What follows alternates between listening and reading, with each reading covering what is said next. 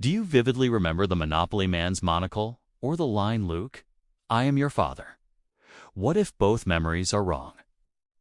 The Mandela Effect is the name for shared false memories, cases where large groups confidently recall the same detail incorrectly because human memory is reconstructed, not replayed. When you remember something, you are not pressing play on a perfect recording. You are rebuilding a story from pieces.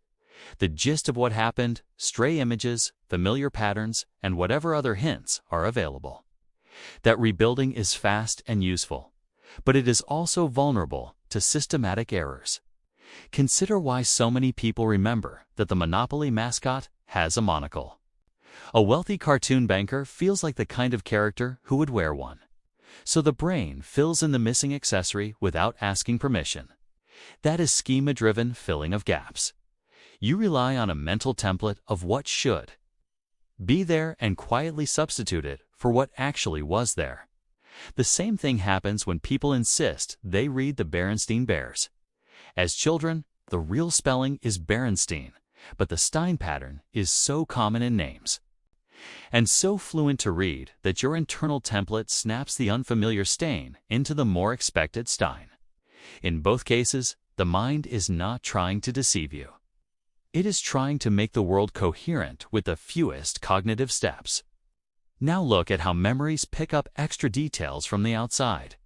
Source monitoring errors occur when you remember the content but lose track of where it came from. You might have heard a parody, read a meme, or watched a fan edit, and later your brain serves up the content, but forgets the label that said this was a joke or this was speculation. That is one reason the famous movie line is so often misquoted. Darth Vader does not say, "Luke, I am your father." The actual line is, "No, I am your father." But the misquote is useful when you are retelling the scene out of context. So your memory keeps the meaning and discards the exact wording. When someone else quotes it the same way, their confidence feels like confirmation. After enough retellings, the version that travels best becomes the version that feels true. The misinformation effect pushes this process further. After-the-fact suggestions can reshape what you believe you saw. In classic experiments, people watched the same car accident and then answered questions with slightly different wording. Those who were asked how fast the cars were going when they smashed reported higher speeds and were more likely to remember broken glass than those asked about a hit. Language nudged perception after the fact. The same thing happens in everyday life. A caption on a social post, a friend's confident correction, or a headline that simplifies a quote can all add a small twist that your memory later treats as original. Social reinforcement amplifies these twists. When many people repeat the same compelling version, it acquires the weight of community memory. Online, this can spread at scale. A crisp image with the wrong detail, say. A mock-up of the Monopoly man with a monocle gets likes and shares because it is satisfying. That popularity is then read as evidence. If so many people remember it, it must be true. But social proof is not a reliability score for memory. It is a reliability score for a story's ability to spread. Let us anchor this with concrete examples. The Bear family is spelled Berenstein, not Berenstein. The Monopoly mascot has no monocle. Darth Vader's line is, "No, I am your father." The fabric freshener is Febreze with one E in the middle, not Febreze. The chocolate bar is Kit Kat without a hyphen. Pikachu's tail has no black tip. In Snow White, the Wicked Queen says magic mirror on the wall, not mirror, mirror. Each of these examples has a tidy reason it feels right to remember them the other way. Patterns we have seen elsewhere. Slogans that are easier to quote out of context, graphic design that our minds normalize, or edits and jokes that outcompete the originals in conversation. Laboratory research shows how easily confident, vivid, but false memories can form. In one well-known approach, called the Dies-Rotogermic-Dermot paradigm, you hear a list of words like bed, rest, tired, dream, night, and pillow. Later, many people confidently recall the word sleep, even though it was never presented. The brain extracted the theme, the gist stand, then filled in a plausible centerpiece. Studies of the misinformation effect show that subtle cues after an event can alter what people later remember, sometimes with high confidence. Together, these lines of research explained why the Mandela effect feels so compelling. Your experience of remembering clear, vivid, and emotionally convincing does not guarantee that the details match reality. Under the hood, this is how memory works most of the time, not just when it fails. Memory is optimized for usefulness, not for perfect playback. Your mind stores a compressed version of events that preserves meaning and leaves out much of the raw detail.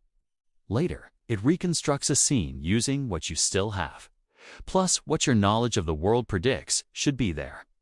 That prediction machinery is powerful. It is what allows you to recognize a friend from a quick glance or understand a garbled sentence. But it also means that when the world contains an unexpected spelling, an unusual design choice, or a line that is less quotable than the popular misquote, prediction can overwrite perception. There is also a timing issue. Immediately after an event, you still have more raw detail available, like colors, phrasing, and positions. As time passes, those specifics fade faster than the gist. That is why a catchy but inaccurate summary can replace the original in memory. Add in repeated storytelling, design changes across regions or product generations, and the fact that we often first encounter classic lines through references instead of originals. And you have a recipe for widespread, synchronized misremembering. If you want to reduce your own risk of these errors, there are practical steps. When accuracy matters, check primary sources: the original clip, the official spelling on packaging, the transcript rather than a caption. When you learn something surprising, make a quick note with the date and the source. When a claim is carried by the force of repetition, everyone knows this. Treat that as a reason to verify, not to relax. And when you catch a discrepancy between what you remember and what the source shows, resist the urge to rationalize it away. The discomfort is a feature. It is your cue that prediction has been doing more work than you realized. None of this means memory is broken. It means memory is adaptive. A system that reconstructs is fast, flexible, and good enough for most decisions. It lets you recognize patterns, generalize from limited data, and tell coherent stories about your life. The cost is that details can slide, especially when the social world rewards the versions that are easiest to repeat. So the next time you feel that jolt of certainty, of course the logo had a hyphen. Of course the villain said the line that way pause and test it. Look it up. Watch the original. Ask whether a schema, a suggestive caption, or a dozen confident comments might be steering you. The Mandela effect is not proof that reality is shifting. It is proof that our memories are. Confidence is not the same as accuracy. Verify details with primary sources. Write things down when they happen. And be cautious when many people remember the same thing.